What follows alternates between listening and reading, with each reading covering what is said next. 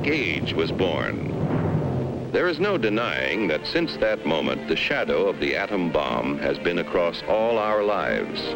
All men of goodwill earnestly hope that a realistic control of atomic weapons can and will be achieved.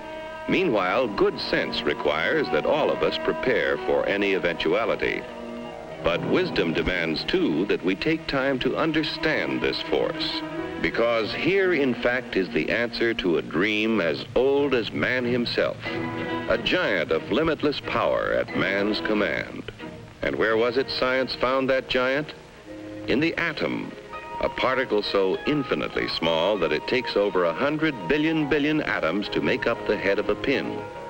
Just as other millions and quadrillions of atoms are the tiny building blocks which make up everything in the world. Ships, and shoes, and sealing wax, and cabbages and kings. Although no one has ever seen an atom, scientists have learned a great deal about how they behave, and there are widely accepted theories as to what they're like. Let's start by meeting a leading authority on the subject, Dr. Atom. Now, observing the professor himself, we can see that his structure resembles, in many ways, something almost as vast as the atom is small, the solar system. And there are certain similarities. Here is the center with electrons in surrounding orbits.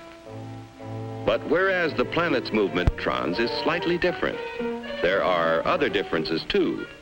Hey, hold it! Thank you. Now, the solar system together is electrical.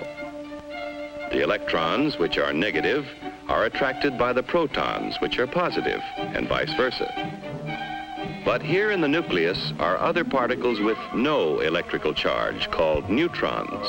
Very important characters, too, as we shall see. And equally important when it comes to atomic energy is what scientists call the atom's binding force. It's a kind of cosmic glue holding the nucleus together. This, then, is a single atom, but certainly not all atoms are alike.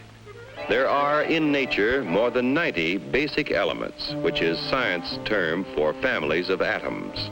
To scientists, the atoms of the individual atom families, or elements, are identified by number. That is, the number of protons or positive charges in their nucleus.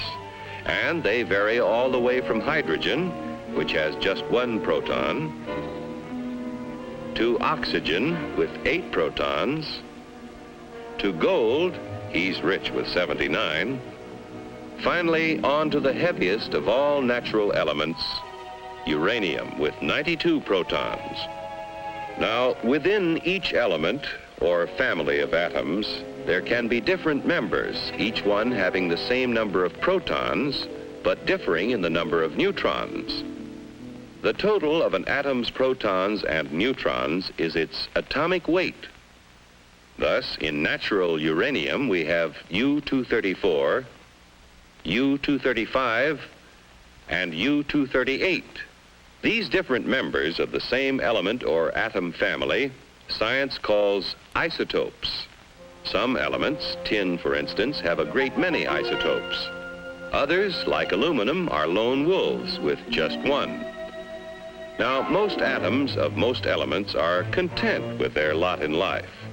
We speak of them as being stable, but others are busy day and night, being what science calls radioactive.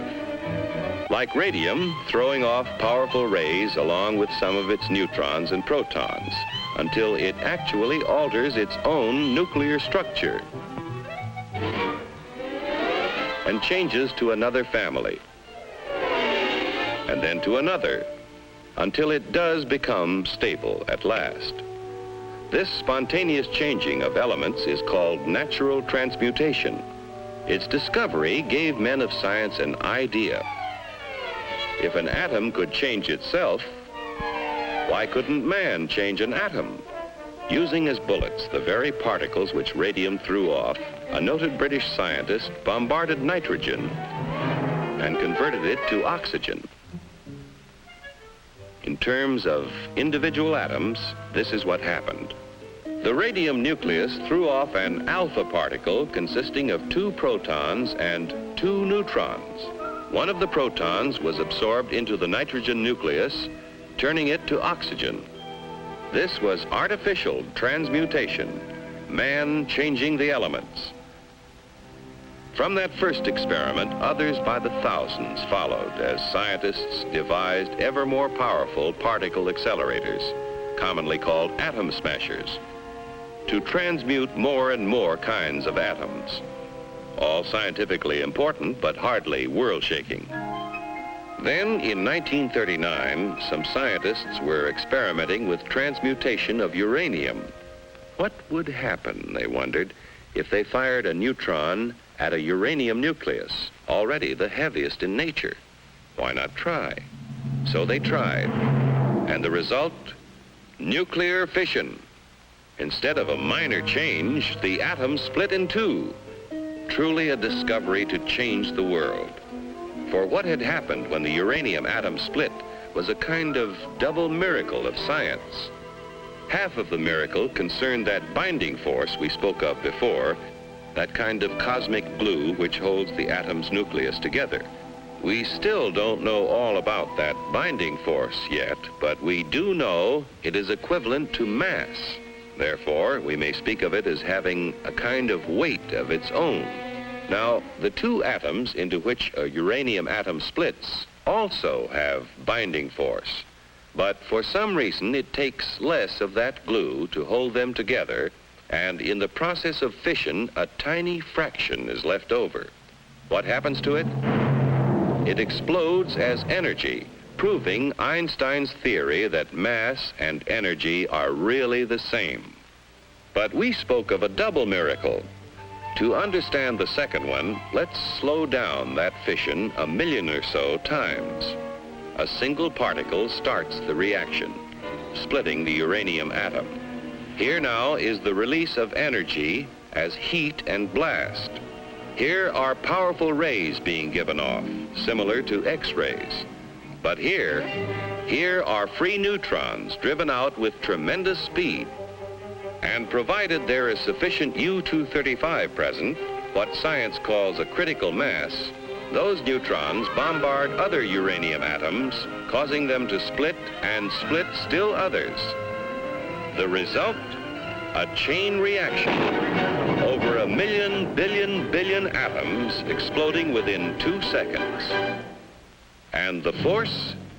It would take Yankee Stadium full of dynamite to equal the energy released in the complete fission of an amount of U-235 the size of a baseball. With this discovery, at the time the free world faced a war for survival, it was little wonder the first thought was a weapon. But how to obtain enough material for even a single bomb? Only a small fraction of natural uranium is the U-235 isotope, which will fission in a chain reaction. And to separate enough U-235 quickly enough seemed all but impossible. But the impossible became reality as industry, labor, science, and the military combined their efforts to build Oak Ridge, where enough U-235 was separated to build the first atomic bomb.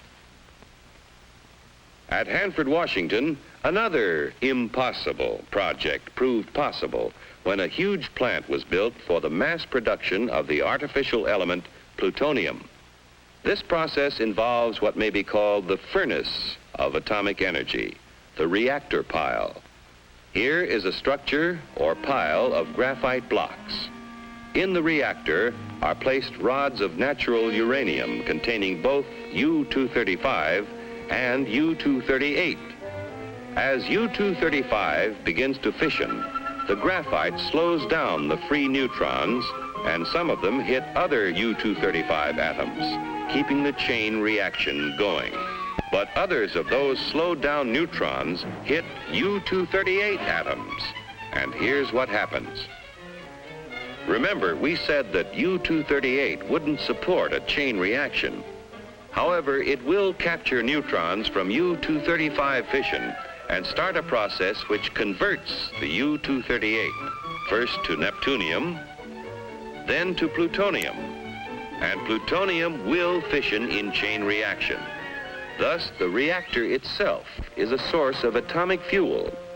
Besides producing plutonium, the nuclear reactor makes possible two very important peacetime uses of atomic energy. Remember that the chain reaction process in the reactor creates tremendous heat, which scientists have learned how to control. Thus, a reactor may be substituted in many industrial applications where heat is now provided by coal or petroleum. But such uses in the foreseeable future are limited. For one thing, a reactor pile must be shielded to protect the workers around it from dangerous radiation, and this shielding adds tremendous weight. However, an atomic energy power plant has already proved feasible. The future supplying of electric power to entire cities is far from impossible, while nuclear power in locomotives, submarines, ships, and even very large airplanes may all but revolutionize future transportation on land, sea, and air. But perhaps the most valuable byproduct of the nation's reactor piles is radioactive isotopes. Research has revealed that many elements not naturally radioactive became so when placed in a nuclear reactor. And these isotopes, working as tracers with such measuring devices as a Geiger counter, became invisible detectives, aiding the cause of science in many different fields.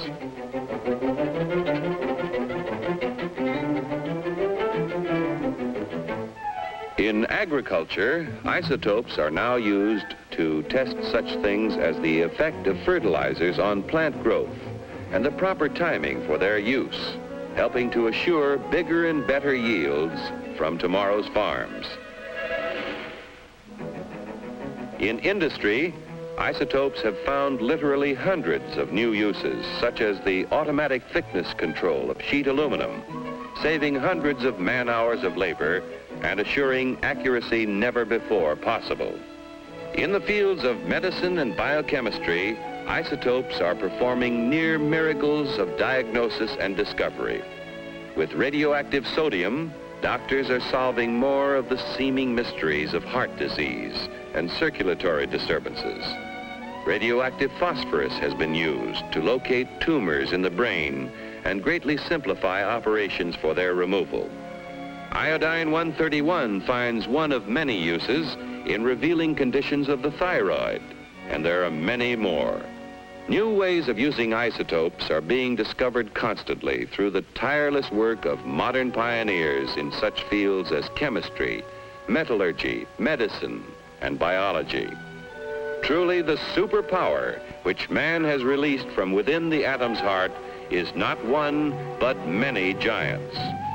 One is the warrior, the destroyer. Another is the engineer, seeking to provide vast quantities of energy to run the world's machines.